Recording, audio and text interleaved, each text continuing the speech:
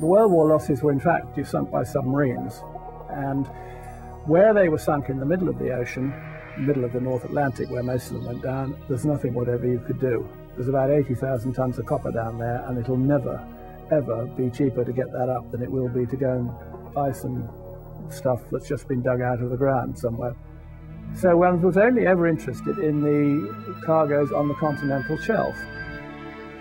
Once the shipwreck was found, the first key task was to moor the salvage vessel over the wreck.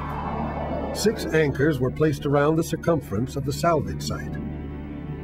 By simply letting out or taking in the anchor cables, the salvage vessel could position itself precisely anywhere above the wreck site. The next order of business was to cut into the ship to gain access to the cargo holds. Explosives placed near the seabed along the bilge keel would cause the sides of the ship to collapse outward. After the blast, the ship would be opened up like a clamshell. Once the overlying cargo on the upper decks was removed and discarded, the heavier cargo of metal on the lower decks would be exposed and ready for salvage. Once the grab come down, it was quite easy to work because you had communications with the surface. You would tell them which way you wanted to move, 10 feet this way, 10 feet that way, and it was quite easy to move the ship to starboard, to port, to head or stern, whatever you wanted to do.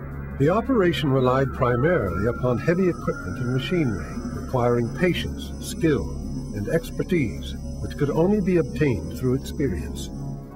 Once the operation began, the process was repeated over and over. The grab would be lowered to the bottom, where it closed on the cargo and lifted it back to the salvage vessel's deck. The crew would sort through the recovered debris, and the ingots were separated out and stored in a hold. The process continued until the desired cargo had been acquired. At this point, the salvage director would call an end to the operation, and the vessel would either move on to the next wreck or return to port to discharge the cargo.